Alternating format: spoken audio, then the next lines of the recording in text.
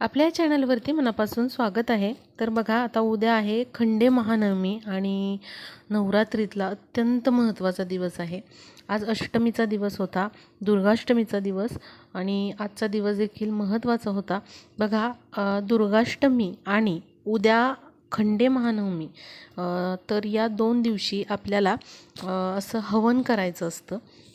तर हे हवन कसं करायचं हे मी थोडक्यात तुम्हाला सांगणार आहे. तर आधी बघूयात की हे हवन का करायचं. बघा, अनेक प्रॉब्लेम आपल्या घरामध्ये असतात, खूप अडचणी असतात.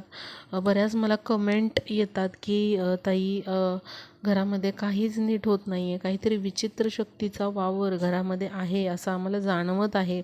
अगदी आमची कामं होणारच आहेत, तेवढ्याच काहीतरी अडचणी येतात आणि विघ्न येऊन जे काम होणार आहे ते तिथेच बंद पडतं. किंवा मग आमच्या मुलांच्या शिक्षणामध्ये खूप अडचणी येत आहेत. मुलं आमची हुशार आहेत, खूप गुणी आहेत, तरी देखील त्यांना खूप प्रॉब्लेमला फेस करावं लागतं आहे. त्याचबरोबर स्वतःच्या पण नोकरीमध्ये किंवा व्यवसायामध्ये खूप प्रॉब्लेम येतात. सततचं घरामध्ये आजारपण आहे. त्याचबरोबर कटकटी, वाद, भांडणं आहेत. पैसा टिकत नाही आहे, पैसा सतत बाहेर कुठं खर्चला जातो आहे. तर यासाठी काय आम्ही उपाय करावा. बघा, नवरात्रीमधला प्रत्येक दिवस हा प्रभावी असतो. प्रत्येक दिवसाची जी सेवा असते ती सेवा, म्हणजे आपण अगदी सोपी जरी सेवा केली किंवा उपाय केला तरीही त्याने आपल्या घरामधली खूप सारी निगेटिव्हिटी दूर जाते आणि आपल्याला खूप चांगले त्याचे जे रिझल्ट आहेत ते बघायला मिळतात. आणि या सेवांमुळे आपली कुलदेवी आपल्यावर नक्कीच प्रसन्न होत असते. तर बघा, अशा प्रकारे घरामध्ये नवरात्रीमध्ये होम करणं किंवा हवन करणं हे देखील तितकंच महत्त्वाचं आहे. वर्षभरामध्ये आपण कधीच अशा प्रकारचं हवन करत नाही किंवा होम करत नाही किंवा आपल्याकडून केल्या जात नाही ही सेवा. पण नवरात्रीमध्ये आपल्याला ही सेवा चुकवायची नाही आहे. तर आपल्या कुलदेवीचा आशीर्वाद आपल्यावरती राहण्यासाठी आपल्या घरामधली जी काही वाईट काही गोष्टी आहेत किंवा निगेटिव्हिटी आहेत, किंवा वास्तुदोष असतात, वास्तुदोष घरामध्ये असेल तर भरपूर आपल्या कामांमध्ये अडचणी निर्माण होतात.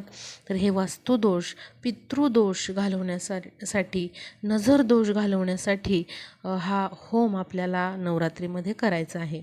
तर बघा, हा होम कधी करायचा, तर तुम्ही अष्टमीला पण असा होम करू शकता. पण जर तुम्हाला अष्टमीला हा होम करायला जमलं नसेल किंवा नवरात्रीमध्ये कोणत्याही दिवशी तुम्ही करू शकता होम, पण तुम्हाला असा होम किंवा हवन घरात करणं जमलं नसेल तर तुम्ही उद्या म्हणजेच खंडे महानवमीला हा होम अवश्य घरामध्ये करा. उद्या नवमीचा दिवस आहे, अत्यंत महत्त्वाचा दिवस आहे, त्यामुळे उद्या आपल्याला अवश्य असा होम करायचा आहे. तर हा होम किंवा हवन कसं करायचं आणि त्याचे नियम काय आहेत ते मी तुम्हाला सांगणार आहे. अवश्य तुम्ही हा व्हिडिओ शेवटपर्यंत बघा. आता बघा, आपल्याला असं हवन घरच्या घरी करण्यासाठी काय साहित्य लागतं, तर आपल्याला एक तुपाचा किंवा तेलाचा दिवा लागणार आहे, तूप लागणार आहे, तांदूळ, तीळ लागणार आहे, त्याचबरोबर धूप किंवा अगरबत्ती. इथे भीमसेनी कापूर मी वापरलेला आहे. साधा कापूर असेल तुमच्याकडे तर त्या देखील वड्या तुम्ही वापरू शकता. त्याचबरोबर आपल्याला इथे तांदळाची खीर बनवून घ्यायची आहे, हळद कुंकू घ्यायचं आहे. तर एवढं साहित्य आपल्याला होम करण्यासाठी लागतं. आणि बघा, एखादं साहित्य याच्यामध्ये जर नसलं, आता मी होम करताना सांगणार आहे तुम्हाला, काहीच हरकत नाही. महत्त्वाचं साहित्य काय आहे ते बघूया. इथे बघा, समिधा अशा मिळतात. समिधा म्हणजे काय, तर 5 ते 7 प्रकारच्या झाडांचे हे लाकडाचे तुकडे असतात आणि अत्यंत पवित्र अशा झाडांचे हे लाकडाचे तुकडे असतात. तर या ज्या समिधा असतात त्या आपल्याला इथे लागणार आहेत. असं पॅकेटच मिळतं, 20 ते 25 रुपयाला पूजा साहित्य मिळतं, तिथे तुम्हाला हे मिळून जाईल. त्याचबरोबर असा होमपुडा देखील मिळतो. तर तो होमपुडा देखील आपल्याला घ्यायचं आहे. आता या होमपुड्यामध्ये काय काय साहित्य आहे ते देखील मी सांगणारच आहे. तर एखादं ताम्हण घ्या तांब्याचं, किंवा स्टीलचं मोठं ताट घ्या, किंवा हवनकुंड असेल तुमच्याकडे तर ते घ्या. त्यामध्ये थोडीशी माती किंवा वाळू पसरायची आहे. म्हणजे आपण हवन करणार आहे, त्यामुळे थोडंसं ताट जे आहे ते काळं पडू शकतं. पहिल्यांदा फूल वाहून घ्यायचं. हळद कुंकू या ताम्हणाला किंवा हवनकुंडाला चारही दिशांना लावून घ्यायचं. आता समिधा याच्यामध्ये टाकायच्या आहेत. आता मी इथे व्हिडिओ दाखवत आहे त्यामुळे थोड्याच टाकलेल्या आहेत. तर या ठिकाणी बघा होमपुडा असतो, तर याच्यामध्ये बघा धूप आहे, चंदन, चुरा, वेखंड, अश्वगंध, कमळबी, पांढरी मोहरी, काळे तीळ, समुद्रफेस, नागरमोथा, सातू, तमालपत्र, लाकडाचा चुरा असं साहित्य याच्यामध्ये आहे. तर होमपुडा हा देखील तुम्हाला धार्मिक साहित्याच्या दुकानामध्ये मिळून जाईल, तर तो तुम्ही घ्या. तोही अगदी कमी किमतीमध्ये मिळून जातो.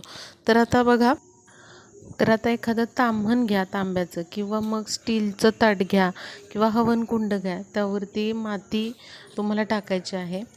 दिवा आधी प्रज्वलित करून घ्या, तुपाचा किंवा तेलाचा, आणि धूप किंवा अगरबत्ती दाखवून घ्यायची आहे.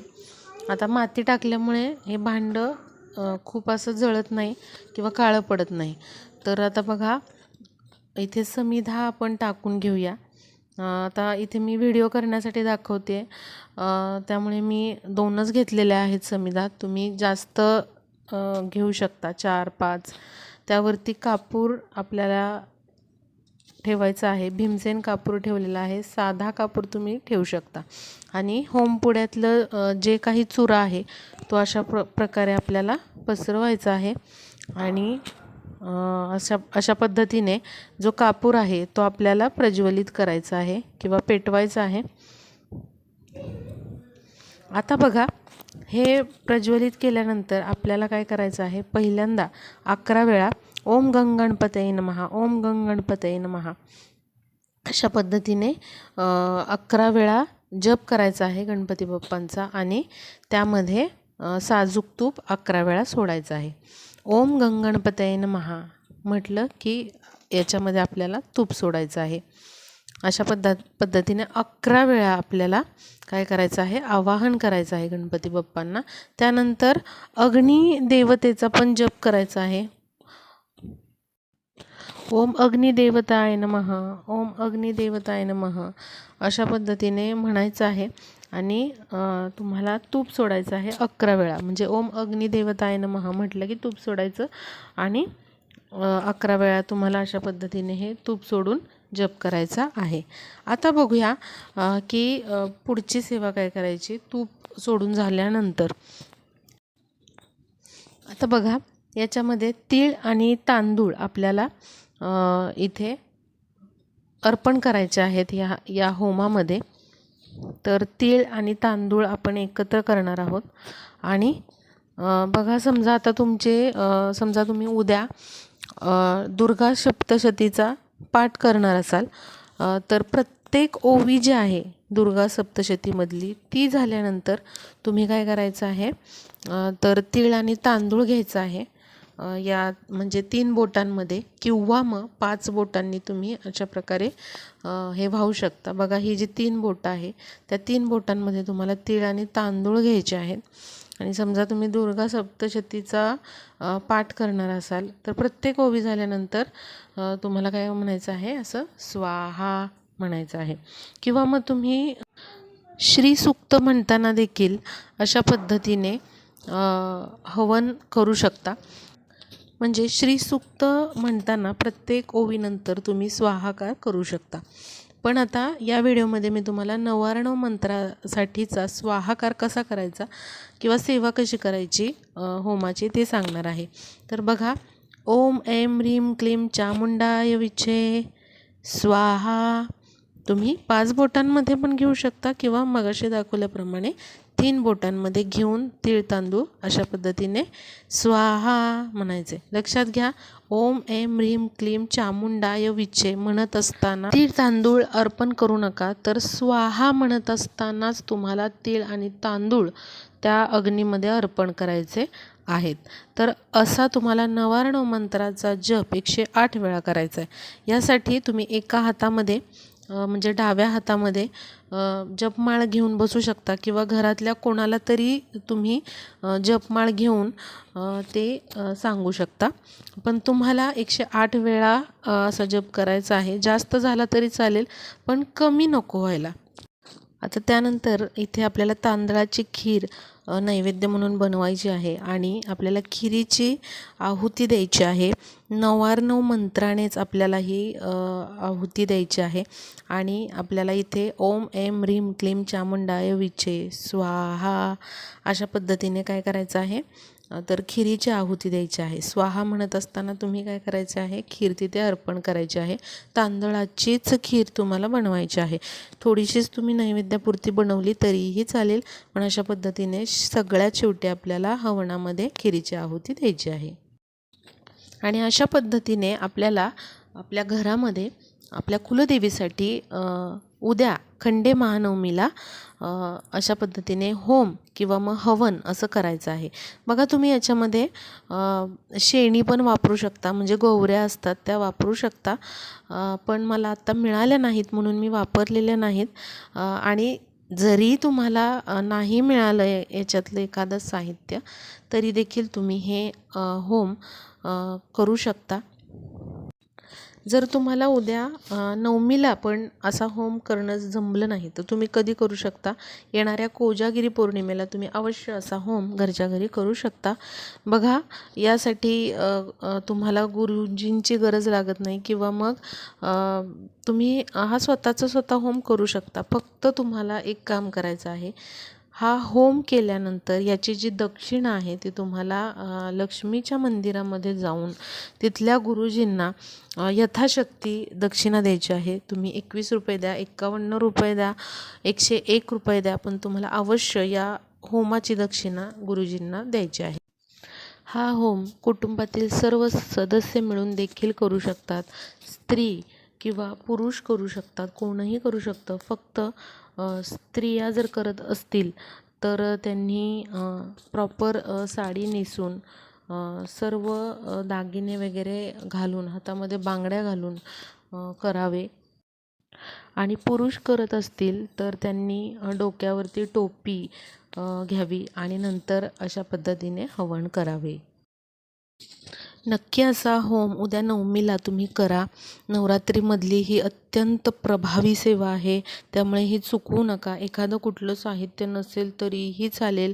अगदी तुम्हाला समिधा मिळाल्या नाहीत तर तुम्ही नारळाचे जे वरचे हे असतं, त्याची शेंडी असते ती वापरा आणि तीळ तांदूळ वापरून फक्त तुम्ही अशा पद्धतीने आहुती द्या, खीर करा तरीही चालेल. पण आपल्याला ही सेवा चुकवायची नाही.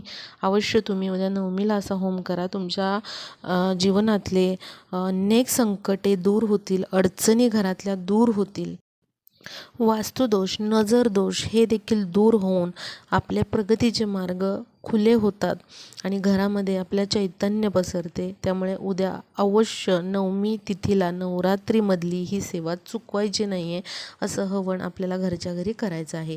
व्हिडिओ जास्तीत जास्त मैत्रिणींना शेअर करा, म्हणजे त्या देखील उद्या असे हवन करू शकतील आणि त्यांनाही या व्हिडिओचा फायदा होईल. भेटूयात पुढच्या व्हिडिओमध्ये.